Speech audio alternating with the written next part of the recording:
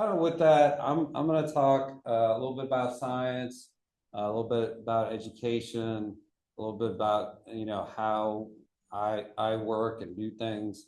This is an example of pine flatwoods at JD, and I also help manage Atlantic Ridge in Martin County, so just a little north of Palm Beach County. And so this picture is from 1971. So this is right before we did our first prescribed burn. This was not caused by a prescribed burn. This is on US 1. If you've been up in Martin County, Hope Sound. So we had a big wildfire, really dry year. I think it was really dry down here. And smoke, fire, the road was closed, all kinds of crazy things happened. But the quote in the bottom is the impediment. I gotta look up here. I'm getting old, just like Harper. The impediment to action advances action. What stands in the way becomes the way. And I'm going to talk about that quote a couple of times here.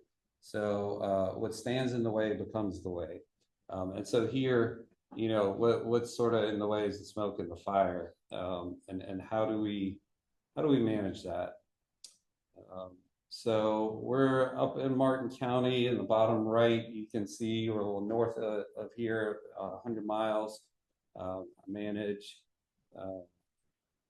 I'm the park biologist for JD and Atlantic Ridge.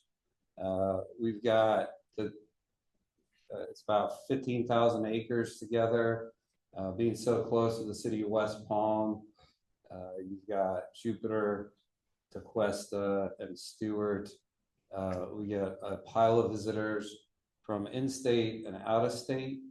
And then we're part of this network. Harper was talking about, let's see, we got Lock Slough.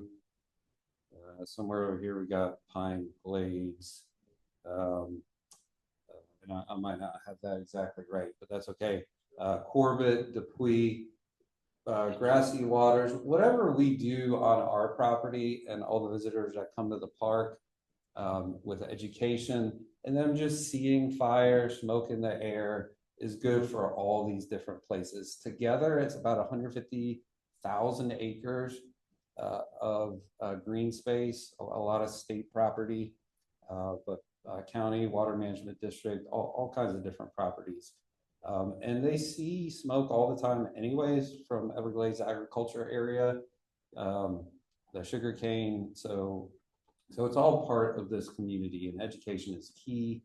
But then also the science, the work that we do on the ground to document, kind of what we're doing. So this is JD, focus on JD.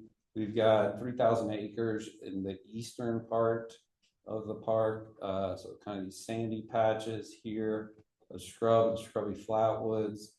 And then AR and JD combined is 11,000 acres of pine flatwoods. So at JD, the western sort of central parts of the park. We also have, you might have heard of the National Wild and Scenic Northwest Fork of the Waxahachie. That's here too. Doesn't burn so much, so we don't talk about it too much today. But we have a few acres to manage, but you can also see that we're close to homes, people, infrastructure, and then we get a ton of visitors. People care about the landscape and what they're playing in. And so like Harper said, why are these changes happening when we're burning? What does that mean for the plants and the animals we love? Our annual goals are somewhere around 15 to 25 burns, somewhere around 3,000 to 5,000 acres between the two parks. Might not be able to get that this year in a dry year, but we'll kind of throw that up on the board here in a second. Look at those numbers, and we're trying to mimic wildfire, the benefits for the plants, the animals, and then reduce risk is a huge secondary objective, including to the community and the park infrastructure. We certainly have a lot of that. And then this, you might be curious, this is a Boy Scout camp to private property. So this is what that looks like. Some nice pine flatwoods. It looks similar to pine rocklands. I mean, it's definitely different. Sand instead of caprock, I think is what y'all call it. But in an ideal situation, sort of 4 to 8 foot flame lengths with this grid ignition, and then maybe with the flank or a head, 8 to 12 foot flame lengths here on the boundary of the park. In the scrub, so that's pine flatwoods in the scrub. This is an extreme example of a prescribed fire. So this was last burned in that previous picture, 1971. Stand replacement burn in 1971, again in 2014. And we are able to manage these 80-foot flame lengths by strategically burning. So making sure that the next unit downwind burned in the past year or two with scrub or 6 months ago or whatever it is. We have to think strategically, and you can just barely see US 1, not really, but the power lines along it right there. So that's like a whole story there, maybe for later. So just real quickly, JD opened in 1950. Atlantic Ridge was much more recently, 2000. And we had 20 years of fire suppression, which kind of culminated in that big escape, or not escape. So again, in the big wildfire in April of 1971. We had a 1,000-acre escape in 1982. And then sort of 2000s and onward, we kind of got a lot more active in doing more prescribed burning for the benefit of things like Florida scrub jays, but other plants and animals as well. And we'll talk about that just a little bit. So this is what I'm talking about. So you can see, mid 2000s. So the bottom axis here is time since 1971. Blue is this prescribed burn acres. So that's over here. And then red is the wildfire acres. And so you can see there's a big difference between our strategy. We had a lot of ups and downs. We had some good years, a lot of bad years too. We've upped the average. And we also, this right axis here is basically the amount of property that is in rotation. And you can see we went from like 30%, I think, to 100%. So we don't just burn one place, we burn it all. And when you burn strategically, that becomes much, much easier. So we've had the success, and just so just a little bit about me. I mean, I was on the ground. I was on the ground for this wildfire, which wasn't great, but all this success as well. So I've seen all of that. I've done a ton of the burn bossing there as well. This was maybe not our best day. It was a prescribed burn. We maybe bit off more than we could chew, but it's a good demonstration of, again, the quote, the impediment to action, in this case, maybe smoke, advances action. What stands in the way, the smoke, becomes the way, smoke management. So we're building towards one of our big solutions that we have to the smoke problem. Here's another example at Atlantic Ridge, helicopter shot from fire rescue, where this was probably not the best smoke management just in terms of size, quantity. This surrounded by neighborhood, Atlantic Ridge, it was like the perfect day, great lift, and it all was the perfect direction. And just to kind of bring some science into it with scrub jays. This stuff, I think everybody knows here works. It works really, really well. prescribed fire in scrub particularly. So same graph as before, except for the secondary y-axis is number of scrub jays. We didn't burn scrub for a long, long time, and our numbers were like 30 scrub jays, and now there are 140 scrub jays, with the chance to double the number of scrub jays still. So we have this huge success. So it's just a great way to capture a little bit of science in our day-to-day. You know, we're thinking about fire lighting, but we also got to keep track of some of the science. And you know, these relationships have been you know, in the science, and especially Archbold, the science they've done, they've been documented really well, but it took a long time for us to get to this steep curve upward with scrub jays.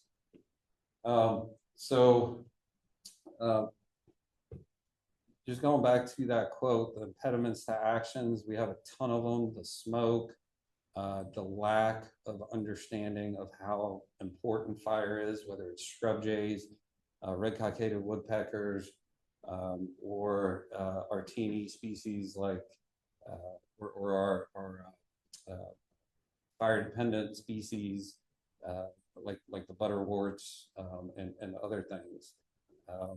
So we can think of all sorts of reasons not to burn. That's a different way to say this: impediments to action.